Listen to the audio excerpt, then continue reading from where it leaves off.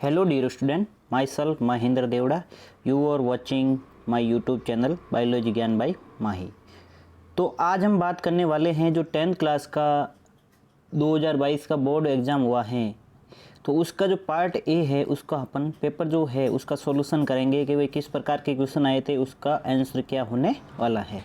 तो सबसे पहले अपन स्टार्ट करते हैं कि क्वेश्चन नंबर पार्ट ए है, उसमें ऑब्जेक्टिव क्वेश्चन है, यानी कि सेक्शन ए आपका कौन सा है,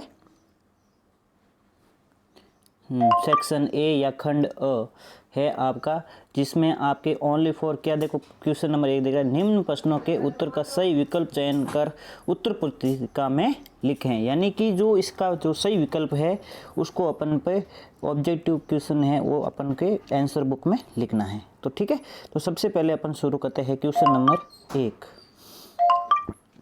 नंबर क्वेश्चन 1 है अपन का, मानव में हृदय एक तंत्र का भाग है जो संबंधित है। यानी कि मानव एक हृदय का जो तंत्र है वो किससे से संबंधित है। तो नंबर 1 ए देखा आपका दे रखा है पोषण, नहीं, पोषण का जो संबंध है वो है पाचन तंत्र से।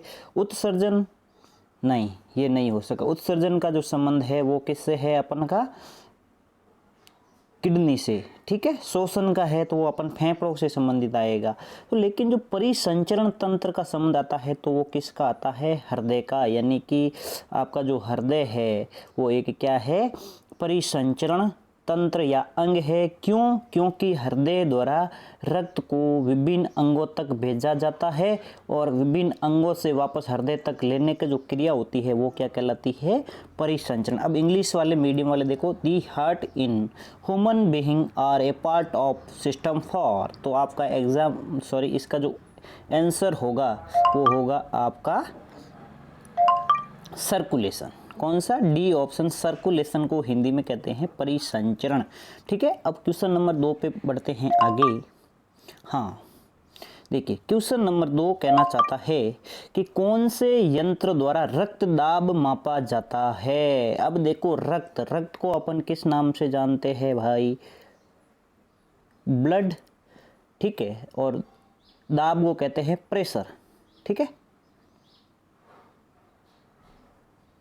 ठीक है। अब रक्त प्रेशर यानी कि ब्लड प्रेशर, यानी कि मैंने आपको बताया था बीपी, यानी कि बीपी मापने वाला जो यंत्र होता है उसे अपन क्या कहते हैं, स्फेग्नोमेनोमीटर। क्या कहते हैं, स्फेग्नोमेनोमीटर। जबकि जो स्टेथोस्कोप है इसका जो उपयोग है वो आपके मतलब यहाँ पे गलत होगा, ये भी गलत होगा, ये भी गलत होगा। यानी कि स्टेथोस्कोप है इसका उपयोग करते हैं हम हृदय की धड़कन मापने में। किसके, हृदय की धड़कन। यानी कि आप डॉक्टर के पास जाते हो तो वो अपन के डॉक्टर अपने कान के अंदर डाल के जो अपन के हार्ट के ऊपर जो मेजर करता है, रखता है, तो वो जो यंत्र होता है उसे स्टेथोस्कोप कहते हैं। यानी कि इसका आंसर क्या होगा आपका, स्फेग्नोमेनोमीटर। ठीक है, अगला क्वेश्चन, या इंग्लिश मीडियम वालों के देखो आंसर क्या होगा, यही आंसर तो यही है, by which instrument blood pressure in measured. तो आंसर होगा आपका स्फेग्नोमेनोमीटर। ठीक है, इसके बाद आगे चलते हैं अपन। तो क्वेश्चन नंबर 3 आता है, औटू ग्रंथि को थायरोक्सिन हार्मोन बनाने के लिए आवश्यक है। यानी कि क्वेश्चन देखो इंग्लिश मीडियम वाले, thyroid gland required which of the following to make thyroxine hormone. तो इसका आंसर देखो, एक अपन जब ग्लैंड पढ़ते हैं तो जो सोडियम नहीं, इसका उत्तर आएगा अपन का आयोडीन।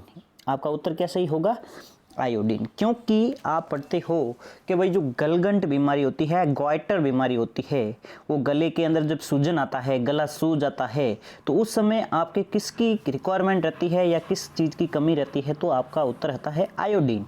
तो आयोडीन आपका इसका सही आंसर रहने वाला है। बाकी सब आपके क्या है, रॉन्ग है। तो यहाँ पे आपको ये बहुत ही इजी है, आपके अगर बुक से पढ़ा है तो आपको आराम से उस बुक में दे रखा है कि भाई औटू ग्रंथि को अपन थायराइड ग्रंथि भी कहते हैं हिंदी में, और उसके द्वारा कौन सा हार्मोन होता है, थायरोक्सिन हार्मोन भी है। क्योंकि औटू ग्रंथि के द्वारा कौन सा हार्मोन होता है, थायरोक्सिन हार्मोन, और औटू ग्रंथि को हिंदी में कहते हैं थायराइड ग्लैंड। ठीक है, अब आगे चलते हैं।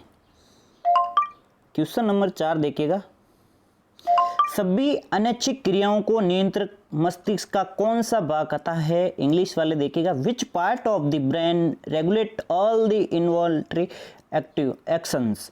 देखो अब बात करते हैं सभी अनैच्छिक क्रियाओं का नियंत्रण मस्तिष्क का कौन सा भाग करता है। अब देखो आपको पता होना चाहिए मस्तिष्क का एक 3 भाग होते हैं, अग्र मस्तिष्क, मध्य मस्तिष्क और पश्च मस्तिष्क। ठीक है, जो सबसे लास्ट वाला मस्तिष्क होता है उसका एक पार्ट होता है मेडुला ऑब्लांगेटा। क्या होता है? मेडुला ऑब्लांगेटा, जो क्या करता है अपन की जो अनैच्छिक क्रिया होती है उस पर क्या करता है? कंट्रोल करता है। अब आता है अनैच्छिक क्रियाएं, जैसे अपन की आंखें की पलक झपकती है, आई ये पलक झपकती है, इस पर अपन का नियंत्रण नहीं होता है। हार्ट बीट यानी कि हृदय की धड़कन, इसको अपन कंट्रोल कर सकते हैं? नहीं। जिसको अपन कंट्रोल नहीं कर सकते हैं वो होती है अनैच्छिक यानी कि आपकी इनवॉल्ट्री। ठीक है, अब आता है अगला क्वेश्चन। अगला क्वेश्चन नंबर 5 है आपका, निम्नलिखित में से कौन से पदार्थ में क्रिस्टल जल उपस्थित है? बहुत इंटरेस्टिंग क्वेश्चन है। Among the flowing which substance does not have water of crystallisation. अब देखो यहाँ पे पूछा गया है कि आपके जो कोई रिएक्शन होती है तो जो क्रिस्टल, सबसे पहले बात करते हैं अपन क्रिस्टल जल क्या होता है। अब सुनो, क्रिस्टल जल क्या होता है? जब अम्ल और क्षार आपस में यानी कि एसिड और बेस रिएक्शन करते हैं तो जो प्रोडक्ट बनता है उस प्रोडक्ट के साथ जो जल के मॉलिक्यूल बनते हैं या जल की जो संख्या होती है वो क्या कहलाती है? क्रिस्टल जल। अब हिंदी में सुनो, जब अम्ल और क्षार आपस में रिएक्ट होते हैं तो उत्पाद बनता है और उसके साथ क्या बनता है? जल बनता है, और वो जल की जो संख्या होती है वो क्या कहलाती है? क्रिस्टल जल कहलाता है। ये आपके क्वेश्चन है। तो अब सुनो, अब सबके सूत्र देखो। धोने का सोडा तो Na2CO3 10H2, तो इसमें क्या बन रहा है? जल बन रहा है। यानी कि कितने क्रिस्टल जल बन रहे हैं भैया? यहाँ पे 10 जल बन रहे हैं। ठीक है, अब आता है जिप्सम। तो जिप्सम का फॉर्मूला होता है CaSO4 2H2O, तो यहाँ पे 2 जल के क्रिस्टल जल बन रहे हैं। ठीक है, अब आता है बेकिंग सोडा। बेकिंग का मतलब होता है खाने का सोडा। बेकिंग सोडा, बेकिंग सोडे का फॉर्मूला था है सोडियम बाइकार्बोनेट NaHCO3। तो सोडियम बाइकार्बोनेट में देखो यहाँ पे जल नहीं दिखाई देता है, तो इसका उत्तर हो गया कि भाई क्वेश्चन क्या पूछा है, निम्नलिखित में से कौन से पदार्थ से क्रिस्टल जल उपस्थित नहीं है? तो आपका कौन सा होगा? Baking soda. यानी कि बेकिंग सोडे के अंदर क्या है? जल नहीं है, तो ये क्या हो गया आपका उत्तर। इसके बाद देखो plaster of Paris CaSO4 half H2O, यहाँ पे भी क्या है? हाफ क्या है आपका? क्रिस्टल जल है। तो आपका ये आंसर नहीं होने वाला, आंसर नंबर C आपका करेक्ट है। अब आगे चलते हैं।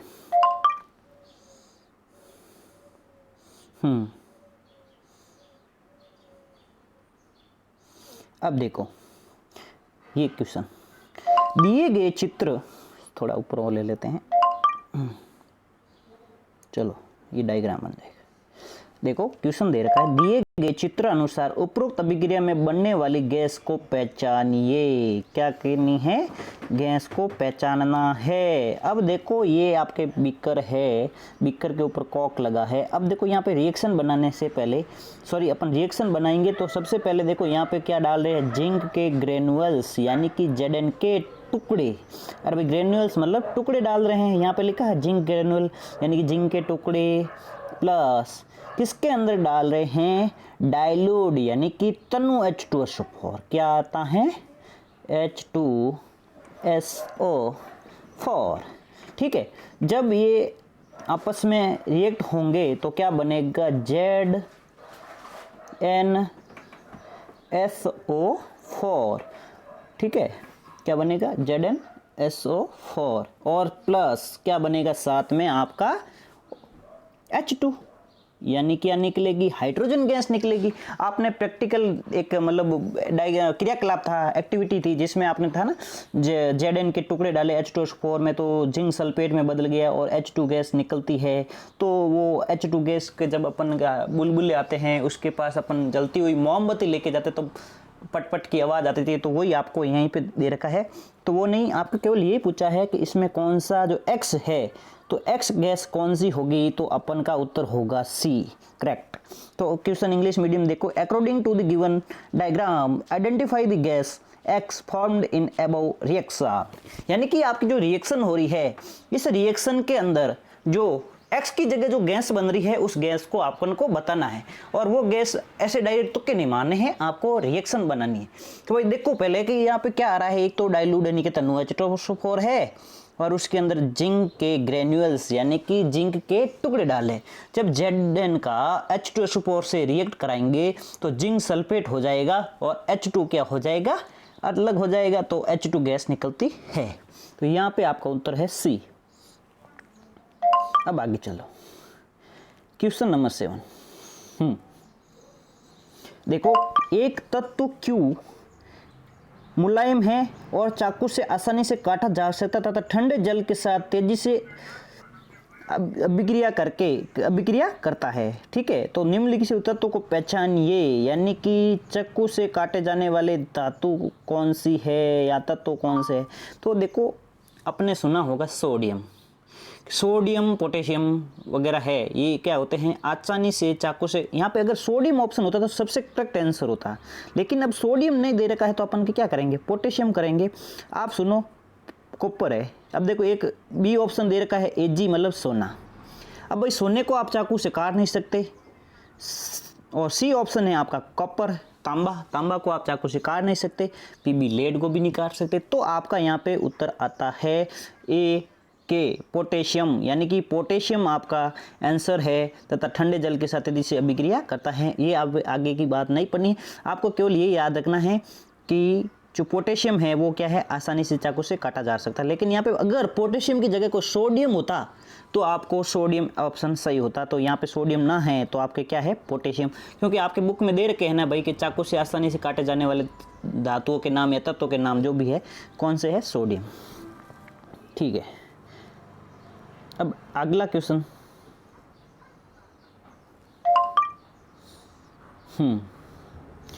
अगला क्वेश्चन, परावर्तन के नियम लागू होते हैं, the laws of reflection hold good for, यानी कि जो परावर्तन के नियम है वो किस पर लागू होते हैं।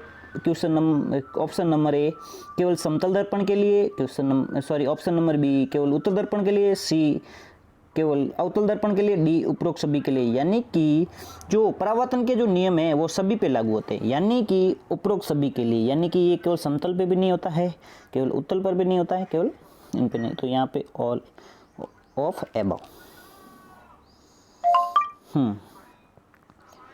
अब क्वेश्चन है पानी का अपवर्तनांक 1.33 है, तो पानी में प्रकाश की चाल क्या होगी। तो पानी में प्रकाश की चाल क्या होगी, 2.26 इंटू 10⁸ मीटर प्रति सेकेंड क्या होगी, 2.26 इंटू 10⁸ मीटर पर सेकेंड, ठीक है। अब अगले क्वेश्चन पे चलते हैं।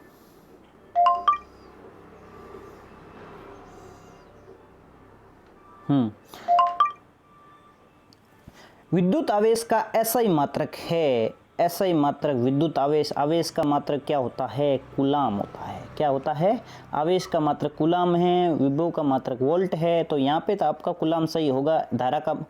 विद्युत धारा का मात्रक एम्पियर है और ओम वो अलग चीज है। विद्युत आवेश का मात्रक क्या हो गया, कूलाम। तो यहाँ पे आपका कौन सा करेक्ट हो रहा है, option number A, the SI unit of electric charge in. तो ऑप्शन क्या हो गया आपका, कूलॉम, ठीक है। अब आगे चलते हैं नेक्स्ट क्वेश्चन पे।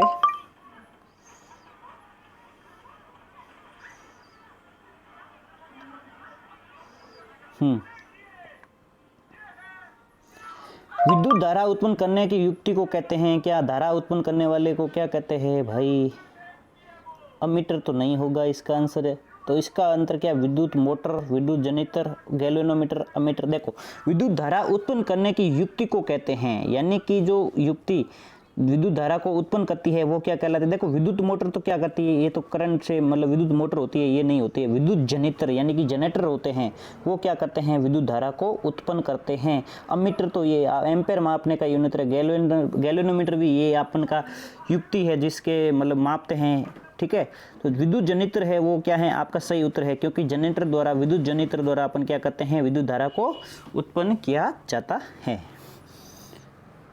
ये आपका इसमें ये रॉन्ग दे रखा है किया जिसने, ठीक है। विद्युत मोटर नहीं होगा, विद्युत जनरेटर सही है आपका आंसर, अमीटर नहीं है, गैल्वेनोमीटर नहीं है।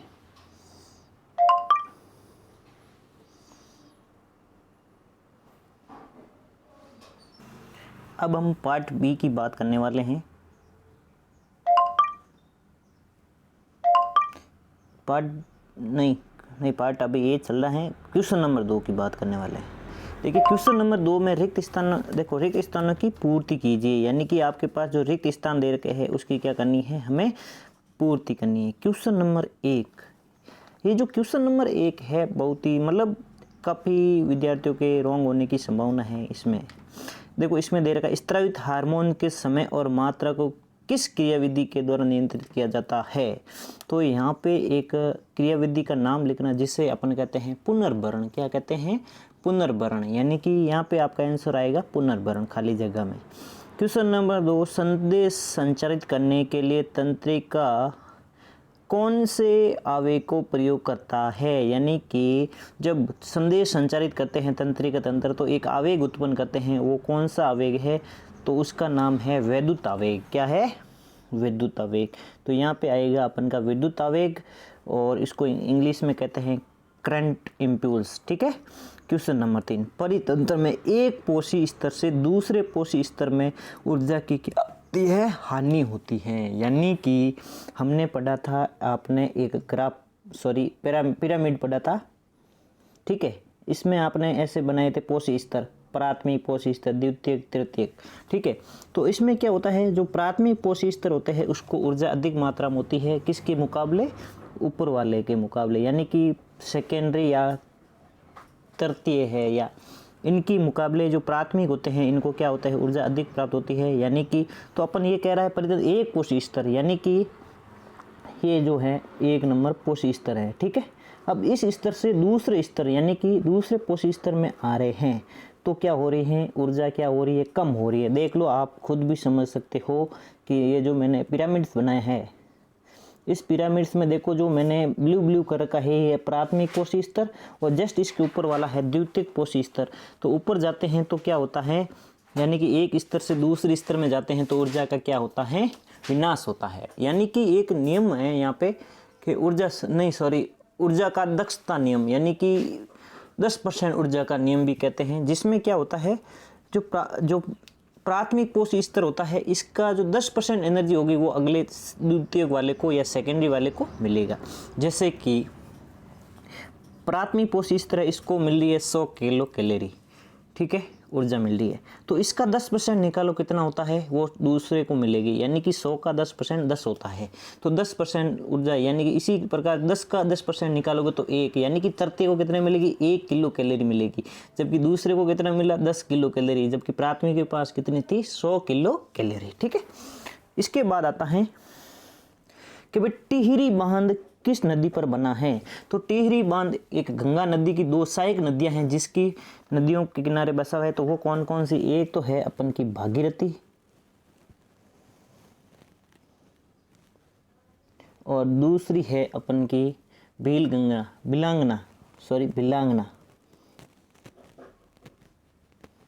तो आपने अगर गंगा नदी लिखा तो भी सही है, और गंगा नदी की 2 सहायक नदियाँ होती है भागीरथी और बिलांगना, जिसके किनारे क्या है, टिहरी बांध बना हुआ है, ठीक है। इसके अगले क्वेश्चन पे चलते हैं अपन।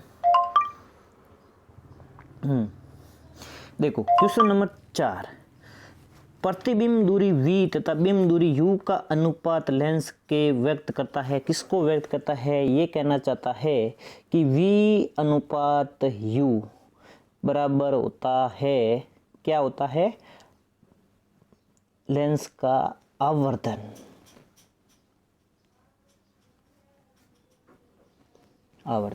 यानी कि आवर्धन का, लेंस के आवर्धन का सूत्र क्या होता है, v अनुपात u, यानी कि प्रतिबिंब की दूरी अपॉन बिंब की दूरी, और वो क्या होती है, आवर्धन होती है। तो यहाँ पे उत्तर आएगा आपका आवर्धन, ठीक है। इसके बाद आता है क्वेश्चन नंबर 6, विद्युत बल्ब के तंतुओं के निर्माण में उपयोग किया जाता है किसका, एक एलिमेंट होता है जिसका नाम होता है अपन का क्या, टंगस्टन। यानी कि यहाँ पे उत्तर क्या आएगा आपका, टंगस्टन सही होगा। क्यों टंगस्टन का क्यों कहते हैं, क्योंकि इसका तापमान क्या होता है, हाई होता है, या टेम्परेचर क्या होता है, हाई होता है, ठीक है। अब आगे चलते हैं। अब आता है क्वेश्चन नंबर 3, अति लघुत्मक प्रश्नों का उत्तर एक शब्द या एक पंक्ति में लिखिए। ठीक है, तंत्रिका ऊतक किसके संगठित जाल का बना होता है, यानी कि जो तंत्रिका ऊतक होता है वो किसके मिलकर बना होता है, न्यूरॉन या तंत्रिका कोशिकाओं के जाल से बना होता है। यानी कि तंत्रिका जो ऊतक होते हैं वो किससे मिलकर बने होते हैं, न्यूरॉन से मिलकर बने होते हैं, जिसको अपन हिंदी में और कहते हैं तंत्रिका कोशिका। ठीक है, तो यहाँ पे इसका उत्तर होगा न्यूरॉन या तंत्रिका कोशिका। फिर क्वेश्चन नंबर 2 होता है, कौन सी अंतःस्रावी ग्रंथि मानव शरीर की वृद्धि का नियमन करती है। क्वेश्चन नंबर 2 कि कौन सी अंतःस्रावी ग्रंथि मानव शरीर की वृद्धि को नियमन करती है। तो यहाँ पे आंसर आएगा अपन के पिट्यूटरी ग्लैंड या पीयूष ग्रंथि, क्योंकि पीयूष ग्रंथि क्या करती है, अपन के वृद्धि एवं ग्रोथ में सहायक होती है। क्योंकि पीयूष ग्रंथि की अधिकता से हमने पढ़ा है कि भाई भीमकायिता बीमारी हो जाती है, जिसमें आदमी की हाइट बहुत अधिक हो जाती है, और पीयूष ग्रंथि के हार्मोन्स की, जब पीयूष ग्रंथि की कमी हो जाती है हार्मोन्स की, तो फिर क्या होती है, उसकी आदमी की हाइट क्या हो जाती है, बोनी हो जाती है। ठीक है, क्यों, क्योंकि पीयूष ग्रंथि के द्वारा कौन से ग्रोथ हार्मोन का निर्माण किया जाता है। तो यहाँ पे आपको क्या लिखना है, केवल ग्रंथि का नाम, कि कौन सी अंतःस्रावी ग्रंथि मानव शरीर की वृद्धि के नियमन करती है, तो कौन सी होगी, पिट्यूटरी ग्लैंड या पीयूष ग्रंथि। अब देखो क्वेश्चन नंबर 3, CFC का पूरा नाम लिखो। तो CFC का पूरा नाम है आपके क्लोरोफ्लोरोकार्बन। क्या हो गई यहाँ पे उत्तर, क्लोरोफ्लोरोकार्बन। और CFC का प्रयोग कहाँ पे होता है, रेफ्रिजरेटरों के अंदर होता है। तो यहाँ पे आपका उत्तर क्या होगा, क्लोरोफ्लोरोकार्बन। ठीक है, अब आता है मानव के कौन से अंग में कोलिफॉर्म जीवाणु पाए जाते हैं। तो coliform bacteria is found in which organ in humans, यानी कि मानव के कौन से शरीर के अंदर कोलिफॉर्म जीवाणु पाए जाते हैं। तो इसका उत्तर होगा छोटी आंत, स्मॉल इंटेस्टाइन। क्या होगा, स्मॉल इंटेस्टाइन होगा, छोटी आंत के अंदर पाए जाते हैं। देखो एक आपने सुना होगा ई कोलाई, जिसको पूरा नाम होता है इस्चरेशिया कोलाई, जो अपन की छोटी आंत के अंदर पाया जाता है। वो क्या कहते हैं, अपन के खाने को पचाने में सहायक होता है, और वो क्या कहता है, अपने छोटी आंत से अपना भोजन खुद ग्रहण करता है। ठीक है, अगला क्वेश्चन है, पुनर्चक्रण क्या है, रिसाइकलिंग। ये भी अच्छा क्वेश्चन है, मतलब पार्ट आपके क्वेश्चन नंबर जो 3 है, क्वेश्चन नंबर 3 अति लघुत्मक जो क्वेश्चन आ रहे हैं वो बहुत ही इजी है, सीधे सीधे क्वेश्चन है। जबकि जो आपके जो अपन के जो फिल इन ब्लैंक है या रिक्त स्थान है वो थोड़े हार्ड थे, लेकिन जो अभी ये क्वेश्चन नंबर 3 है बहुत ही इजी है आपके।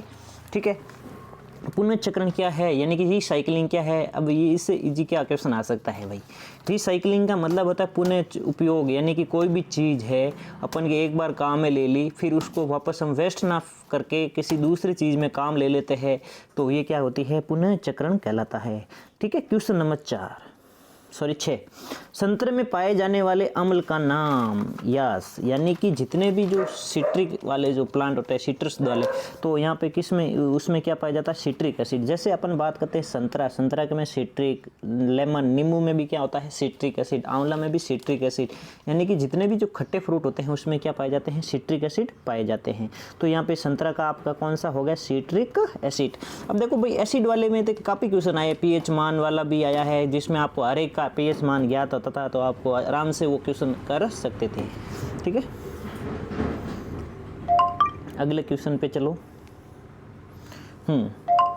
अम्ल के जलीय विलयन द्वारा विद्युत के संचालन का नामांकित चित्र बनाइए। विद्युत संचालन अम्ल के लिए तो आपको क्या करना था, एक इलेक्ट्रिक लोड लेने थे और उसमें क्या डालना था, जल डालना था, और उसमें क्या डालनी थी, HCl, और फिर उसको हाइड्रोजन एनोड पे, वो कैथोड वाला, ये प्लस ये माइनस, तो ये हाइड्रोजन पर कौन सा प्लस आवेश होते हैं, क्लोरीन पर कौन से होते हैं माइनस, तो ये वाले आ जाएंगे प्लस की ओर और ये वाले आ जाएंगे माइनस की ओर, प्लस वाले, ऐसे आपको समझाना था। ठीक है, क्वेश्चन नंबर 8 कि भाई स्वाद के आधार पर अम्ल व क्षार में अंतर लिखिए। कि भाई स्वाद यानी कि टेस्ट के आधार पर कैसे होते हैं, तो टेस्ट के आधार पर जो एसिड होते हैं, अम्ल होते हैं, वो कहते होते हैं खट्टे होते हैं, वही कैसे होते हैं, अम्ल खट्टे होते हैं, जबकि क्षार से होते हैं कड़वे होते हैं। ये चीज़ आपको यहाँ पे लिखनी थी, ठीक है।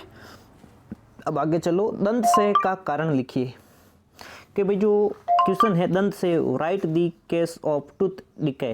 तो दंत क्षय का कारण है कि हमारे मुंह का जो पीएच मान है वो 5.5 से कम हो जाता है, तो अपन का क्या हो जाता है, दंत क्षय हो जाता है, जिससे मुंह में क्या हो जाते हैं, बैक्टीरिया लग जाते हैं और दांत क्या हो जाते हैं, सड़ जाते हैं, गल जाते हैं। तो दंत क्षय का कारण मेन क्या है, पीएच मान कम होना, यानी कि कितना होना, 5.5 से कम हो जाना, ठीक है। अगला क्वेश्चन, अगला क्वेश्चन है अपन का क्वेश्चन नंबर 9। प्रत्यावर्ती धारा तथा दिश धारा में क्या अंतर है, what is the difference between direct current and alternating current, यानी कि प्रत्यावर्ती धारा तथा दिश धारा में क्या अंतर है। तो प्रत्यावर्ती धारा क्या होती है, जो प्रत्यावर्ती धारा होती है उसकी जो दिशा क्या होती है, बदलती रहती है, यानी कि प्रत्यावर्ती धारा की क्या होती है, दिशा बदलती रहती है, जबकि दिश धारा यानी कि आपकी जो दिश धारा होती है जिसे अपन कहते हैं इंग्लिश में अल्टरनेटिंग करंट, ठीक है। तो दिश धारा की जो क्या होती है, जो विद्युत की धारा की जो दिशा होती है वो क्या होती है, चेंज नहीं होती, यानी कि एक चीज़ आपको लिखनी कि इसमें धारा की दिशा जो होती है वो बदलती रहती है, जबकि दिश धारा में क्या होती है, बदलती नहीं है, ठीक है। ये आपको एक अंतर लिखना था, ठीक है। इसके बाद आगे चलो, किसी विद्युत धारावाही सीधी लंबी परिनिलिका के भीतर उत्पन्न चुंबकीय क्षेत्र किस प्रकार का होता है, यानी कि किसी विद्युत धारावाही सीधी लंबी कोई परिनिलिका के भीतर जो चुंबकीय क्षेत्र है किस प्रकार का होगा। तो इसका उत्तर होगा कि सभी जगह क्या होगा, चुंबकीय क्षेत्र एक जैसा होगा, यानी कि समान होगा, यानी कि कोई किसी, देखो ये कोई है चुंबकीय, सॉरी